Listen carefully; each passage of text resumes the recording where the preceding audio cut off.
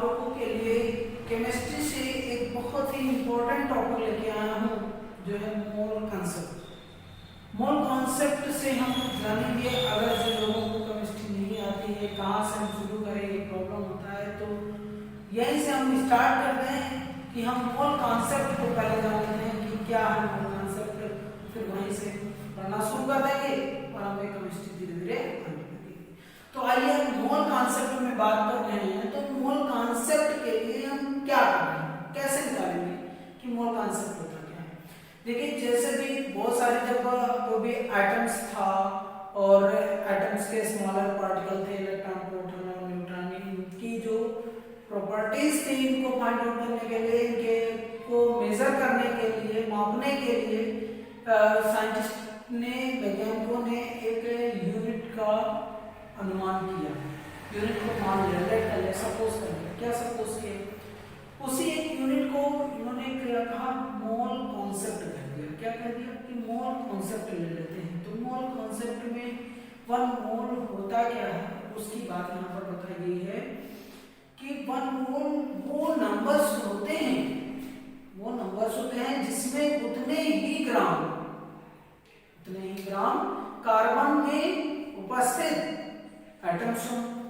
तो एटम्स का 1 नंबर होता है जिससे उतने ही ग्राम उसमें कार्बन के एटम्स प्रेजेंट हों, उसी को हम क्या कहते हैं, मोल कॉन्सेप्ट कहेंगे। तो आइए चलिए हम 1 मोल की यहाँ पर बात करते हैं कि इन्होंने बताया कि कॉन्सेप्ट क्या होगा फिर मोल की, और किसने इसका जो मोल कॉन्सेप्ट है सर्वप्रथम किसने बताया था, ओस्टवाल्ड ने। किसने बताया? साइंटिस्ट ओस्टवाल्ड ने इसको बताया। देखिए कैसे, ओस्टवाल्ड ने इसको बताया था। किसको? ओस्टवाल्ड ने इस मोल कॉन्सेप्ट को सर्वप्रथम उन्होंने बताया था। तो अब हम इसी पर बात करेंगे कि ओस्टवाल्ड ने क्या बताई और क्या डेफिनेशन दिया अपने इस कॉन्सेप्ट में। तो मैं उसकी बात करने वाला हूँ यहाँ पे। मोल कॉन्सेप्ट में इन्होंने क्या बात की, तो मोल कॉन्सेप्ट की डेफिनेशन भी दी इन्होंने। मोल कॉन्सेप्ट की क्या डेफिनेशन दिया? इन्होंने बताया कि किसी भी परमाणु की जो एटम्स होता है उसकी वो न्यूनतम यूनिट होती है। The minimum numbers of the atom is present in 1 gram of carbon. Carbon 12 के 1 ग्राम में जितने भी एटम्स प्रेजेंट होंगे उसी को क्या कहा जाएगा, 1 मोल कहा जाएगा। तो यहाँ पर क्या है, यहाँ पे है which is number are present in 1 gram of carbon 12 atom. ठीक है, वो नंबर होंगे जो 1 ग्राम कार्बन 12 में प्रेजेंट होंगे, या 1 ग्राम में कह दें हम 12 ग्राम कार्बन में कह दें। 12 ग्राम कार्बन में जितने भी एटम्स प्रेजेंट होंगे उसी को इन्होंने क्या कहा, मोल कॉन्सेप्ट। तो दिस नंबर, यानी जो नंबर प्रेजेंट थे वो नंबर कौन से थे ये भी बताया। दिस नंबर इज, वो नंबर कौन सा, this number is 6.022 into 10 the power 23। ये इतने नंबर्स थे, इतने एटम्स थे, इतने एटम, ये एटम प्रेजेंट थे। तो इसी पर यहाँ पर इन्होंने बात किया। तो 1 मोल हम यहाँ पे निकला लेते हैं। मोल इज इक्वल टू क्या होगा, अगर हम मोल की बात कर रहे हैं तो मोल इज इक्वल टू इन्होंने बताया क्या हो जाएगा, ये हो जाएगा मास ऑफ या weight of mass of carbon. Mass of carbon पर अपॉन कितना है, यहाँ पर हो जाएगा मास ऑफ या एटॉमिक मास कह लो, atomic mass of carbon 12। Carbon 12 का एटॉमिक मास कितना होता है, 12 ही होता है। तो इसी को क्या बताया, 1 मोल। तो जैसे यहाँ पर हमने मास लिया कार्बन 12 का कितना है, 12 ग्राम, 12 अपॉन मास 12 यानी 1 मोल आ गया। ये इसका क्या आ जाएगा, 1 मोल। आपने यहाँ पे यूनिट यानी निकाली नंबर जो 1 मोल आ गई। क्लियर?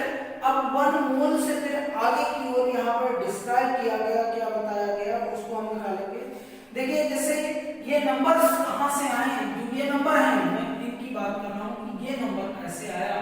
तो उसको देखिए, जो कार्बन में किसी एक एटम्स की बात की गई थी, पर वेट कितना था, तो उसकी बात कीजिए। देखिए जो कार्बन 12 है, कार्बन 12, कार्बन के आइसोटोप्स हैं बहुत सारे, कौन से, कार्बन 6 12, कार्बन 6 13, कार्बन 6 और ये 14, कार्बन 6 14, ये इसके आइसोटोप्स हैं। तो कार्बन 12 ये नेचर में 98.89% प्रेजेंट है। तो जब अप्रोक्सीमेटली यानी कि बहुत ज्यादा मात्रा में प्रेजेंट है एटमॉस्फेयर में, तो इसी का वेट ही एवरेज वेट लिया मेजर करने के लिए कार्बन का इसका एवरेज वेट इन्होंने 12 ग्राम बताया था, क्योंकि ये कार्बन 12 है। तो 12 इसको लेकर इन्होंने अदर कंपाउंड्स को मेजर करना स्टार्ट किया। तो उसके लिए यहाँ पर बताया कि देखिए ये नंबर कैसे आ जाते हैं। तो इस पर इन्होंने इसको डिसाइड किया कि 1 मोल में द नंबर ऑफ पार्टिकल, अगर इन्होंने निकालना शुरू किया क्या, द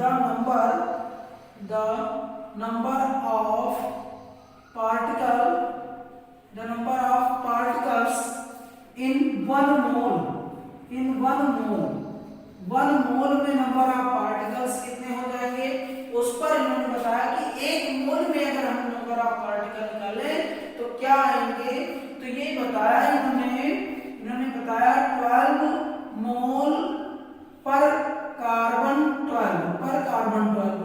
12 मोल पर कार्बन 12 या 12 ग्राम, ऐसे ना कह दें, इसको ये कह दें कि 12 ग्राम पर मोल कार्बन 12, ऐसे। फिर नीचे जो इसका वेट था, उसको यहाँ पर रख लेते हैं कि इसकी जो स्पेक्ट्रोमीटर से जब इसका वेट निकाला गया कार्बन के, तो इसमें एटम्स में नंबर्स निकाले गए, तो 19 पॉइंट, जब स्पेक्ट्रोमीटर से इसका वेट निकाला गया तो 9.2 into 10⁻⁻23 इतने मोल पर आ रहे थे। तो इसी को यहाँ पर निकाल लिया कि इतना ग्राम इसका वेट आ रहा था, इतना ग्राम निकाला, इसको हम यहाँ पर सॉल्व कर लेंगे, डिवाइड करेंगे। तो ये 6.02 into 10⁻23, ये माइनस में था, ऊपर चला जाएगा प्लस में, इतने आ जाएंगे। तो यही अप्रोक्सीमेटली जो ये नंबर आया, इसी को क्या कह दिया, इसी को एटम पर मोल कह दिया। क्या कह दिया, ये था एटम पर मोल, यानी 1 मोल में कितने एटम प्रेजेंट होंगे। इसी नंबर्स को क्या बताया गया, इसको n से और Na से रिप्रेजेंट करते हैं। n और Na जो है, इसी को हम क्या बोलते हैं, एवोगाड्रो नंबर बोलते हैं। क्या बोलेंगे इसको, एवोगाड्रो नंबर बोलेंगे। ये लिख लेंगे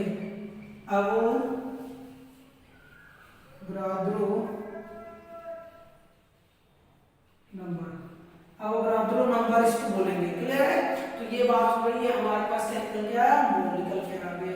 अब हम किसी भी कोई भी नंबर्स, हमारे पास कोई भी मॉलिक्यूल्स गिवन होगा तो हम उसका क्या निकालेंगे, नंबर ऑफ मोल्स। तो उससे पहले हम थोड़ी सी बातें यहाँ पे जान लेते हैं कि हमारे जो मोल कॉन्सेप्ट से जो भी मोल के लिए कुछ कॉन्सेप्ट आए वो कौन कौन से हैं, उस पर हम थोड़ा सा डिस्कस करते हैं। चलिए सो गाइस, यहाँ पर बहुत ही ध्यान से देखेंगे कि क्या क्या कॉन्सेप्ट इस पर निकल कर आते हैं। तो पहला पॉइंट जो यहाँ पर बात की गई है वो 1 मोल एनटीपी पर किसी गैस का वॉल्यूम कितना होगा। तो यहाँ पर क्या लिखोगे, ये हो गया volume of gas, volume of 1 mole gas, 1 mole gas, 1 mole gas का वॉल्यूम कितना आता है। तो एट एनटीपी, इस पर at NTP normal temperature pressure, ये 22.4 लीटर, 4 लीटर कह दें, और ये कह सकते हैं 22 और 400 22,400 ml भी कह सकते हैं। दूसरी बात, अब सेकेंड पॉइंट जो इस पर डिस्क्राइब हुआ वो क्या था, तो ये जो मोल कॉन्सेप्ट है ये प्रेजेंट कर रहा है कि 1 मोल में नंबर ऑफ पार्टिकल। तो यहाँ पर number of particles particles in किसमें, इन 1 मोल। बोलो भाई, number of particles in 1 mole 6.022 into 10⁻23 particles. इतने पार्टिकल्स यहाँ पर 1 मोल में प्रेजेंट होंगे। ये बात आपके पास आ गई भाई। थर्ड पॉइंट जो था वो डिसाइड कौन सा वर्ड किया गया, क्या हमारा निकाला गया कि थर्ड पॉइंट जो था उसके लिए हम यहाँ पे निकालेंगे। तो हमारे पे क्या आ जाएगा,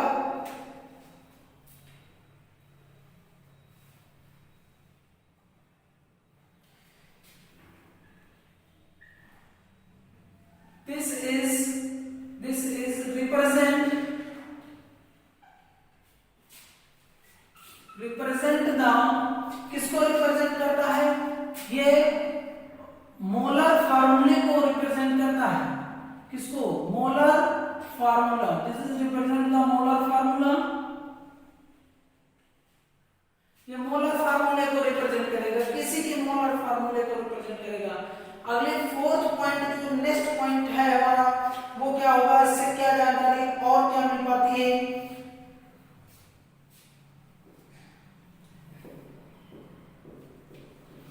देखिए 1 मोल से ये भी हमें रिप्रेजेंट होता है, ये भी पता चलता है कि 1 मोल में जो एटम्स का जो मास होगा तो मास ऑफ, यहाँ पर मास ऑफ 1 मोल क्या कह सकते हैं, ये हो जाएगा मास ऑफ 6.022 into 10⁻23 पार्टिकल। इतने पार्टिकल का मास के इक्वल होगा। क्लियर, ये हमारे कॉन्सेप्ट निकल के आए, इनसे हम ये डिस्क्राइब कर सकते थे मोल कॉन्सेप्ट में।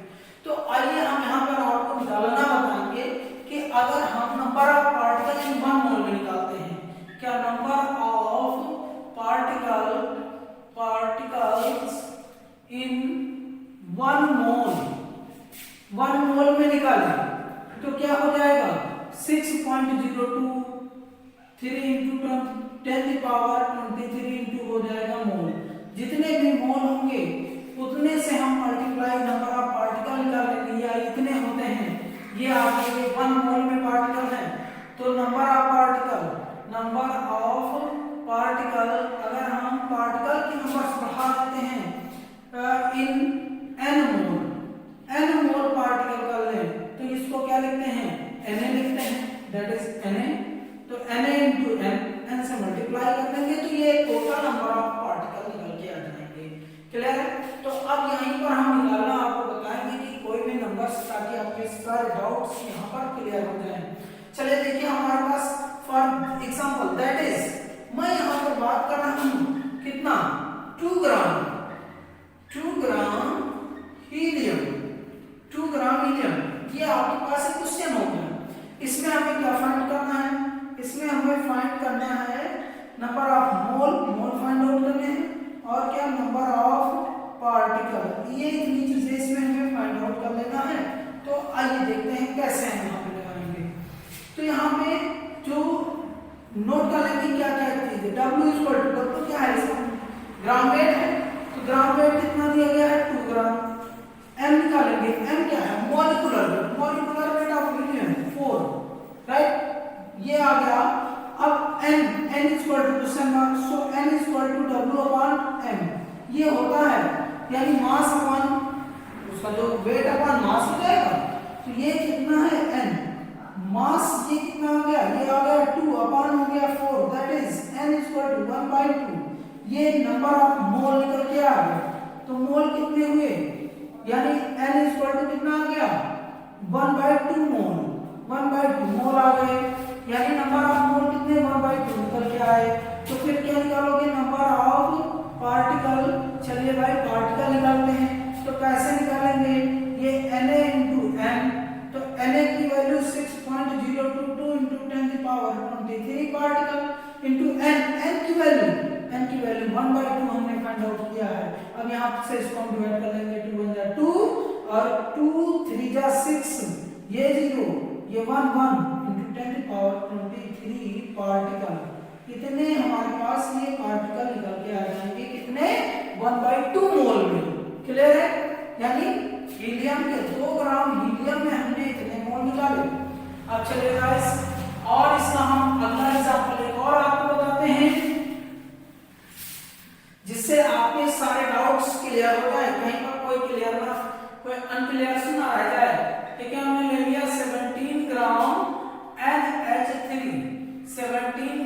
NH3 में हम फाइंड आउट करेंगे नंबर ऑफ मोल। तो W इक्वल टू हमने नोट कर लिया कितना है 17 ग्राम है। M है मॉलिक्यूलर वेट, तो यहाँ पर क्या हो जाएगा, ये आपको मैं निकालना है, यहाँ पर बता रहा हूँ atomic weight of nitrogen plus 3 time hydrogen है, तो 3 into atomic weight of H, तो ये कितना आ गया, नाइट्रोजन का 14, इसका 3 इंटू हाइड्रोजन का एटॉमिक मास 1 होता है, तो ये आ गया 17, ये इतना आ गया। N equal to W upon M होता है, तो M कितना है 17, ये W 17, M is 17, that is 1 मोल, 1 मोल ये आपके पास M निकल के आ गया। अब यहां पर निकालते हैं, देखिए क्या निकालेंगे, अब हम निकाल लेंगे number of particle, number of particle, particles के नंबर निकालो कितने आ जाएंगे, ये हो जाएगा Na into n, Na की वैल्यू 6.022 into 10 to power 23, ये इतना into n, n क्या है number of mole 1, that is 6.022 into 10 to power 23 particle, यही इतना आ गया। क्लियर है? तो हमने यहाँ पर क्या देखा कि नंबर ऑफ पार्टिकल हम कैसे निकाल लेते हैं। अब इसी का अगर हम क्वेश्चन चेंज कर दें, थोड़ा सा क्वेश्चन को चेंज कर दिया जाता है, तब हम इसको कैसे निकालेंगे। तो यहाँ पर what is the mass of, अगर हम मास पता कर लेते हैं, क्या निकालना है यहाँ पर, what is the mass of, बात की जाती है कि व्हाट इज द मास, यानी मास फाइंड आउट करना है ऑफ कितने 3 मोल्स ऑफ कार्बन, यानी 3 मोल कार्बन का मास क्या होगा। तो वैसे में अगर हमें इस टाइप के क्वेश्चन को फाइंड आउट करना है तो हम कैसे निकालेंगे उसको देखिए यहाँ पे,